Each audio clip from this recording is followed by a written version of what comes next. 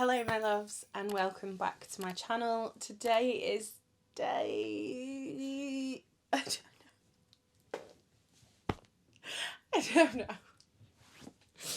don't know anymore. Today is day something of Vlogmas. I have been filming for like 3 hours. I've still got tons of stuff I want to film because I tried to be organised and it just went terribly. So let's do a get ready with me with the Cosmic Rush's Winter Wonderland again, and I'm going to answer some Q&A questions. So let's do something. Of Jordanna Myric's Universal Yummy Skin Blurring Balm Powder thing on my nose today. Because I want to give it a go. I've not tried this yet.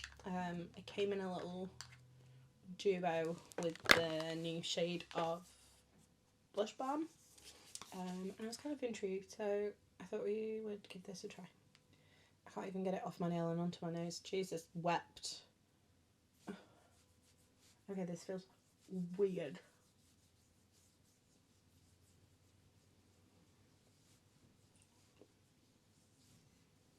It also smells exactly like the Smashbox Primer Oil, which is interesting. I'm going to put a bit on these little fans that I've got hanging out on my chin. Okay, that feels really weird.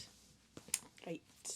I'm going to use Tarte Juicy Glow. And this is a Cocoa Cosmetics by Chloe sponge. But the dose of lashes, body blenders basically feel exactly the same as these as well, so either or. Because I know these can be hard to get sometimes. I don't know why I've just done my foundation. I never do my foundation before my eyeshadow. See what I mean? I'm completely losing my mind, guys. Remind me next year if I do Vlogmas, which at this rate I'm not doing, to pre-film at least a little bit of it because I'm going to ruin my own life. Right, okie dokie. Let's do something blue this time because I went quite lilac and purple last time. So I'm going to do something kind of tealy blue this time. So I'm going to take a Morphe and He Who Shall Not Be Named JS8. It's just a big fluffy blending brush. I got an itch. I've not put any eyeshadow primer on. I've not even started answering questions yet. I completely forgotten I said I'd do that. Let's just put some eyeshadow primer on and then we'll answer some questions. What a mess. What a mess. My question to you guys is, why do you watch? I'm literally chaos incarnate. There's definitely something on my face, like a hair or a bit of fluff or something. I can feel it. Let's answer some questions. Okie dokie. So I asked for these on my YouTube community tab. So all of my fave girls have commented. So okie dokie. Stacey Mcginlay. I'm going to link everybody's channels in the description box, by the way. Okay, what is your favourite look you have ever done? This is really difficult. I absolutely loved the look I did with the Cosmic Brushes Gothic palette. That look was so cool. It was so like alternative. Like 15-year-old me would have absolutely adored it. But I do still absolutely love the look I did when I first tried the Glisten Spectra paints. And I did like a cool like artist paint and palette with some wet liner. I thought that was really cool. It's so hard to pick like what my favourite look I've ever done is, because I feel like I have a favourite and then I do another one. I'm like, this is my favourite now. I don't know whether you guys have ever seen it, but I posted it everywhere for a while. I think it's actually my channel banner, but the look where I drew loads of little like tiny flowers on my eyes, that was so gorgeous. I loved that one too. So I feel like my favourite look changes like depending on what I'm feeling that day, but I always love anything kind of winged out. I just think for my eye shape it looks the best. So I'm just taking the shade Crisp currently, which is a minty green shade. I'm just working this into the crease with a little bit of Icicle, which is the baby blue shade. Both these pastels are very intense, very vibrant. They look super cute. Okay, let's have a look. Okay, so Stacey also asked what got me into makeup. Now, my mum doesn't wear any makeup unless I do it for her. She never has. She's never one of those mums that had kind of a makeup bag I could dig through. However, my nana was. So my nana is incredible. She doesn't wear a lot of makeup these days because of her eyesight. But I remember when I was little, I used to spend a lot of time at her house because she was a teacher. So whenever in the school holidays, we were always at my nana's, my nana and granddad's. And she used to have every single one of the Avon little quads that look a lot like the Chanel ones. I don't even know if they make them anymore. But she used to have every one of those. She had every colour I could imagine, and I just used to love. I used to sit there, I used to open them all up, I used to look at them all. She used to show me like how she used to do things, and that was basically how I came to find YouTube and blogging, which is absolutely crazy to think without that passion that my nana instilled in me, I wouldn't be here today. I definitely wouldn't be doing the looks that I'm doing, because it was her really pushing me out of my comfort zone, and her always complimenting. She still always compliments my makeup. Doesn't matter what I'm wearing, she always compliments it. And I think she just gave me that real kind of passion, and that way sort of to express myself, which is what I love most about the makeup. And, you know, I think had it not been for my nana, I might just be kind of a normal makeup user, you know, kind of just wears it because everybody wears it, and like enjoys it, but not particularly, you know. And I also think like having that like creative outlet is huge for me because I've always been very creative, but I've got ADHD, so I'm not good at sticking to like a hobby, and makeup is basically the only hobby I've ever stuck to, which is crazy, and just really like is a testament to how much I love it. So I've just put a little bit of Peaceful, which is this kind of tealy shade, in the crease, and I'm now going to go in with Fresh Air, which is this blue. Okay, Penny asked what made me want to start a YouTube channel. Now, we're going to take this one back all the way to 2012. In 2012, I started my blog, which at the time was coleoftheball.blogspot.com. I absolutely loved writing about makeup on my blog. I did a lot of reviews. I did really well out of it. I got to the point where I was, you know, starting to receive PR and things like that. It helped me grow my Instagram following. But then I went to uni and I just didn't have the time. I didn't have the mindset to do it. So at some point, probably when I was about 15, I did used to make YouTube videos. I used to film them on my iPad, edit them on like the world's slowest laptop, and I used to really enjoy doing it. But then people at school found out and I felt really uncomfortable and I stopped. I completely deleted my channel. I didn't even like archive any of my videos or anything, so I don't have anything to kind of look back on, because I just absolutely deleted everything. And I'd love to have done like a video where I like watch things back now, but unfortunately I just deleted everything and I don't even have the laptop I used to edit on, so it's not even like I could get anything from there. So I'd always wanted to get back into YouTubing. I tried it again while I was at uni, and again just didn't have the time. Thought I might have more time to sit down, and be more sort of inclined to, because obviously when you're writing a load of assignments, the last thing you want to do is sit down and write more, even if it's about something you're passionate about. So I thought maybe, you know, if I sit down and do YouTube videos, maybe I'll enjoy that more, because I used to love filming when I was younger. And it just got to the point where I was like, I haven't got the time or the headspace to do this. And basically I stopped everything. I stopped blogging, I stopped doing YouTube, just about kept up with my Instagram account, but not a lot. And I was still buying things and I was still testing things like I was reviewing. And it sort of just got to the point where I was like, this is probably silly. And then COVID hit and I didn't want to do anything and I didn't want to buy anything and everybody was always in the house all the time, so I couldn't film. And that gets us on to now. So I met my partner in October 2021. And sort of, you know, as we shared things and learnt about each other, I told him that, you know, I used to use YouTube, how much I used to enjoy it. Now my partner's got a degree in TV and media. So he loves filming, editing, all that kind of stuff. And he was like, why don't we start it up again?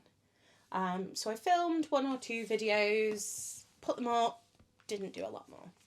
And then about a year ago, I was like, actually, I'm really enjoying this. I love having an outlet to talk about, you know, makeup with like-minded people. I don't feel awkward. I don't care if anybody I know finds it because I love it. It's my life. I want to enjoy it. Obviously long gone with those teenage, like, oh my God, nobody can know about this. And yeah, we've been posting consistently ever since. I absolutely love doing it. I film. And Sam does an incredible job of editing and doing the thumbnails.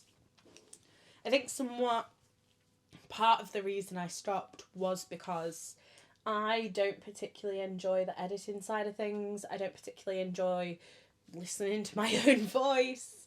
And I sort of have no formal training.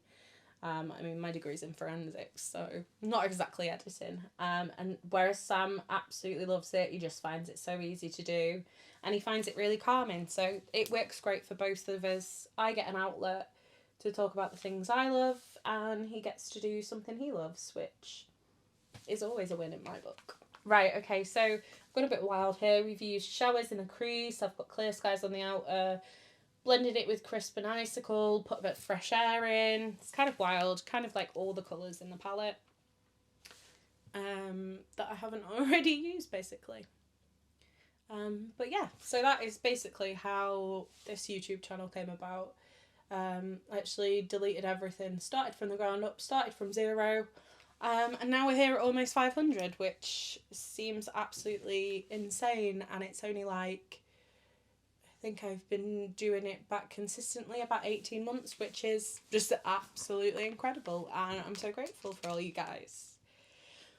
Right, let's do something else. Okay, who are my favourite YouTubers to watch? That is going to come in a separate Get Ready With Me. Big Bold Beautiful Blog asked, what is my favourite season, colour and animal? Favourite season is summer. I'm a summer girl. I don't do the cold. I like when it started snowing yesterday.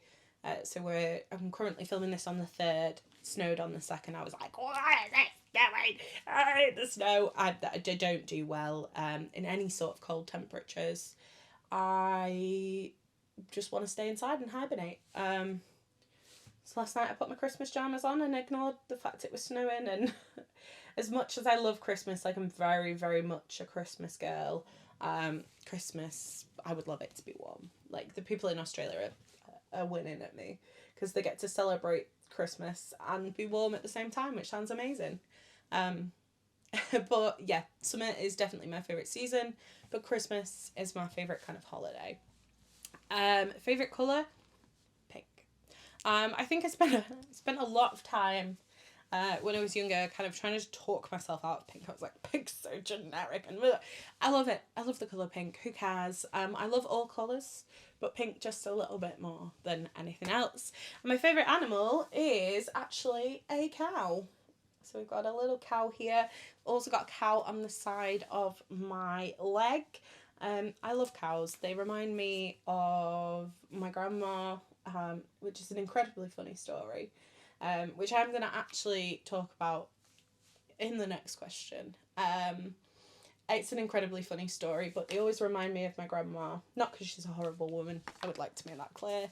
And yeah, I just love them. I think they're so cute. They're just like giant dogs. And Sam took me a couple of months ago to like a farm we've got near me, and we got to pet them. And I'm trying to convince him to take me to somewhere in Yorkshire where you get to literally cuddle the cows. So yeah, absolutely. Right, speaking back to the cow story, Kirsty asked me, what do your tattoos mean to you and how many do you have? So I have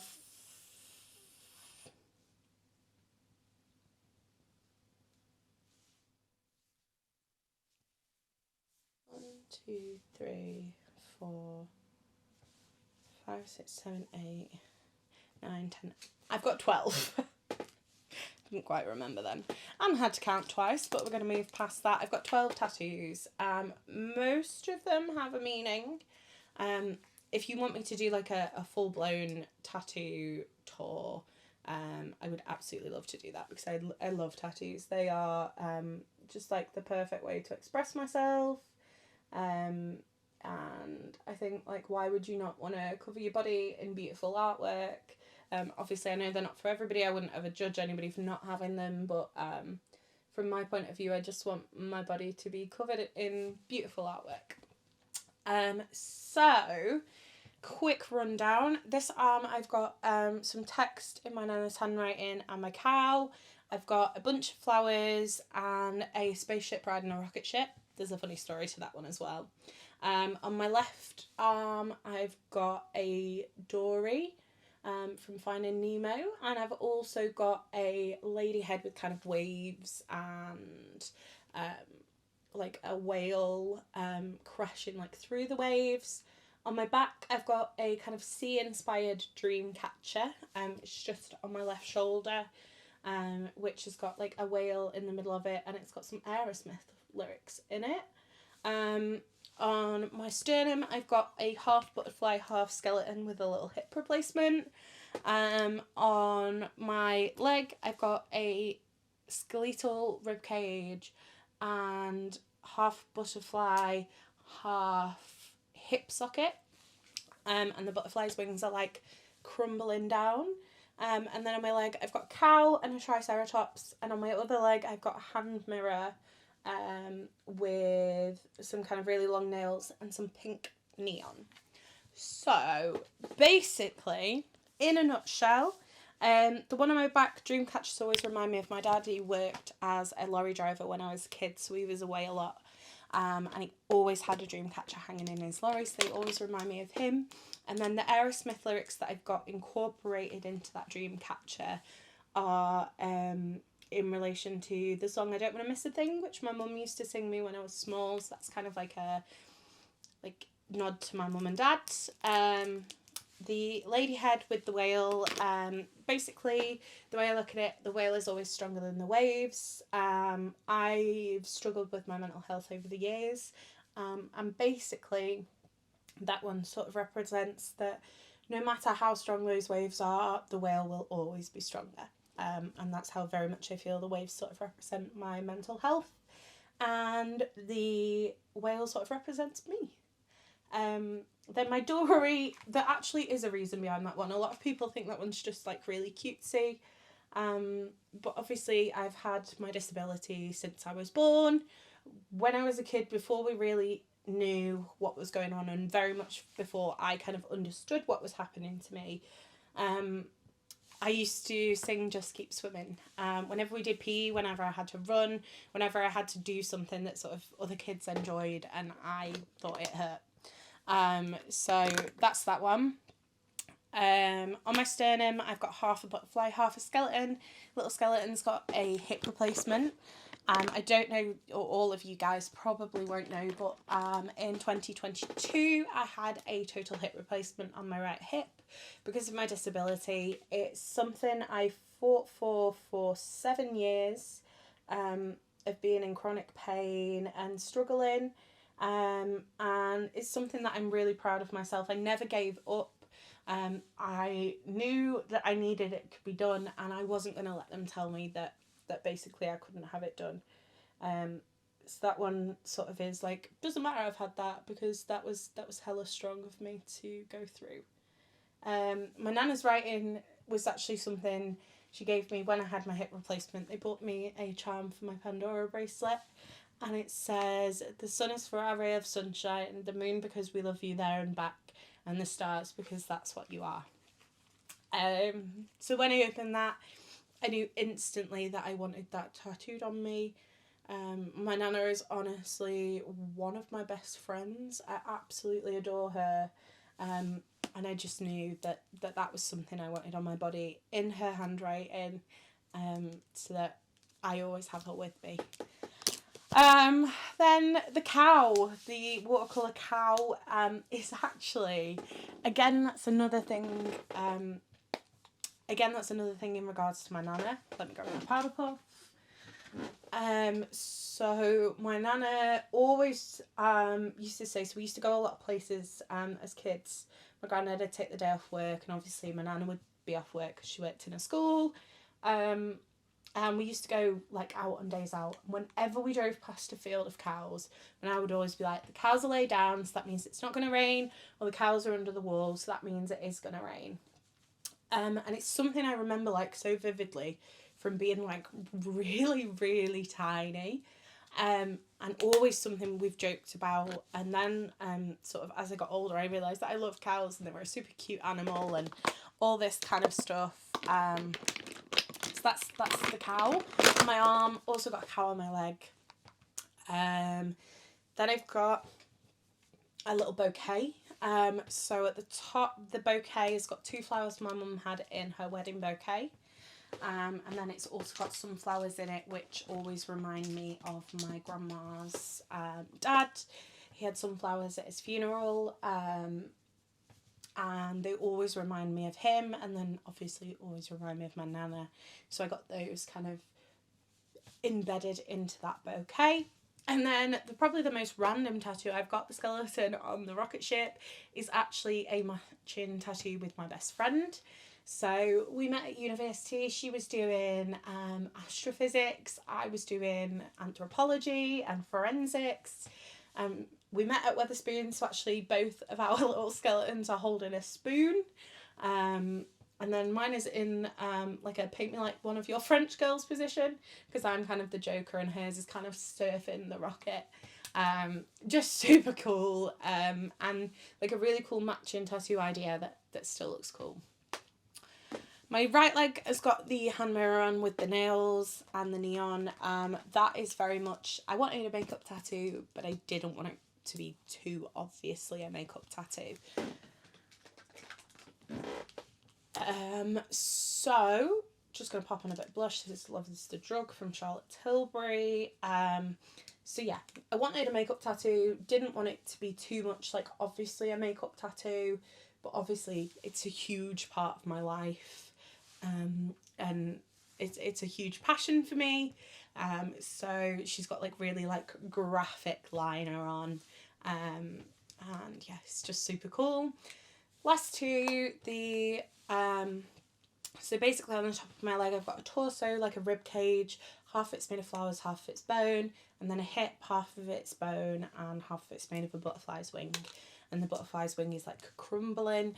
I got that one before I had my hip replacement done. So that one was very much like from the point of view of like, I might be falling apart inside, but I am strong enough to not fall apart on the outside.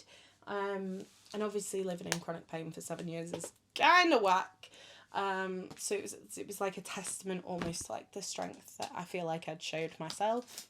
And then finally, the Triceratops on my leg is actually a somewhat matching tattoo with my brother. He's got a velociraptor. He loved dinosaurs as a kid, and we actually got those for his 21st birthday because I wanted to buy him something really special, and that seemed perfect to me. So that is actually everything. So in terms of like where I'm going next, I want to work on my left arm as kind of like a sea themed arm. My right arm's going to be like patchwork. The reason I've got the cow and the Triceratops on the bottom of my left leg are because I want that to be like all done by this particular artist. She's absolutely gorgeous. She's my favourite person to be tattooed by. She's actually going to do loads of florals and loads of like kind of animals, all going to be like herbivores, because I am a vegetarian. It's not particularly in relation to that, it just feels weird to start sticking like meat eaters on my leg when I don't eat meat. And yeah, so we're going to do that and that. This one is going to be like sea themed, so the plan next is to get a siren on the bottom of my arm, and then I'm going to be getting like jellyfish, loads of fish, things like that, because I'm a Pisces, so I'm very much a water baby at heart.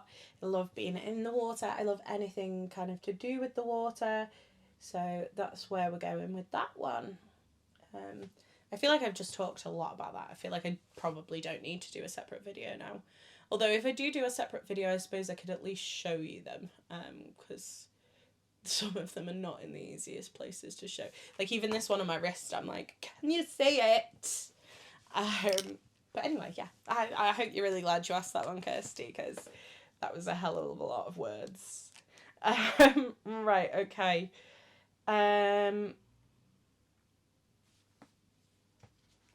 Just going to talk to you through what I've done.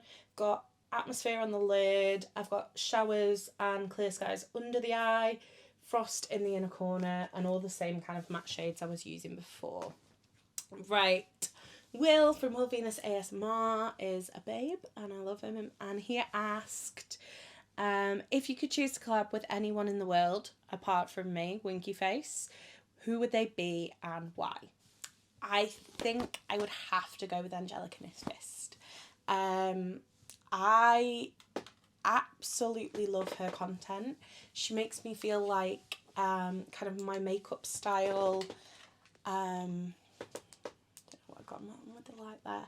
She makes me feel like my makeup style is kind of more mainstream. She allowed me to sort of really learn that who cares if other people don't like your colourful makeup as long as you do. I think she's an incredible lady. She's done some incredible palettes with Odin's Eye. I just think it would be so much fun, and I think we'd get on really well, because I think we're both kind of quite bubbly, and we're both sort of, you know, women who've come from STEM. So yeah, I think, I mean, suppose I technically still work in STEM, sort of. So I think that we'd really get on, and I think I would just absolutely love filming with her. I think it would just be an absolute riot. And also would get to meet the pets, which is always a plus in my mind. Despite the fact I'm allergic to them, doesn't mean I don't want to meet them. Right, okay, lashes are on. I don't know what to do with the lips today. Let's put on some setting spray first while I have a little think. I don't know whether you guys can see, but that duochrome is absolutely gorgeous. I think we're going to do a little bit of Pat McGrath Nude Venus. Let's answer one more question.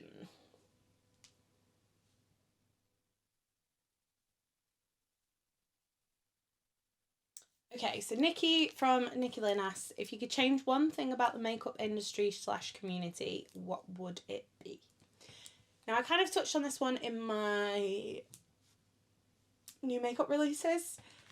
So, like I said, I kind of touched on this one in my new makeup releases.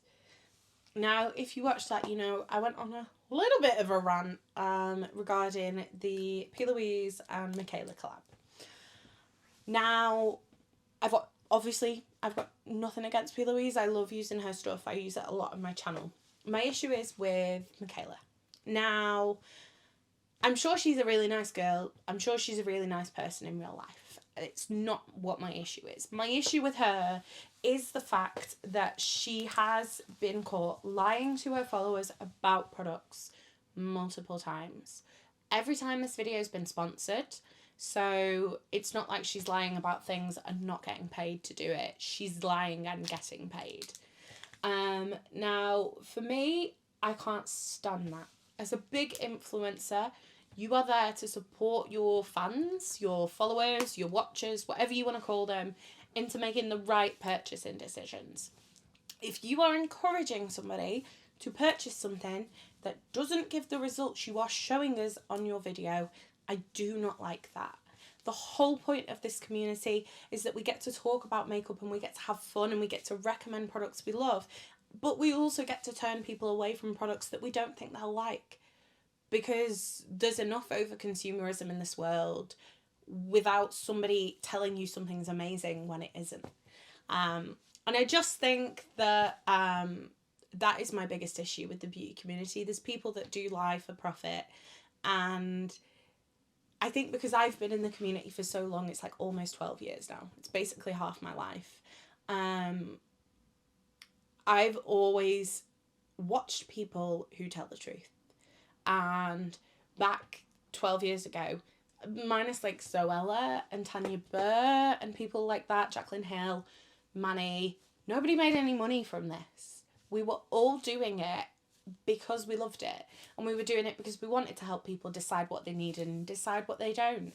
And I think it's just a real shame. I think if we could take the beauty community in mindset back sort of 10 years, it would be incredible, because all everybody wanted to do was have fun and support each other. And I think somewhat that is missing these days, because it is all about making money. You know, I mean, I'm not a big content creator at all, but I do make bits of money from YouTube and bits of money from affiliate links and things like that. And I think that everybody's so sucked into that these days. They're not here because they enjoy it. A lot of people are here these days because they think they can make money, and I just think that's really sad, because this should be a community that is just here because they love what they're talking about. And yeah, I'm not going to rant anymore about that. This is the final look. I do hope you did enjoy this video. I hope you enjoyed learning a little bit more about me. If you'd like me to do Q&As more regularly, do let me know in the comments. If you did enjoy this, don't forget to give it a thumbs up. If you'd like to see more from me, hit subscribe. And if you want to make sure you never miss another video, then hit the bell icon and YouTube will notify you every time I post, which is every day up till Christmas. You've been fabulous. I've been Coleoftheball, and I'll see you tomorrow. Bye.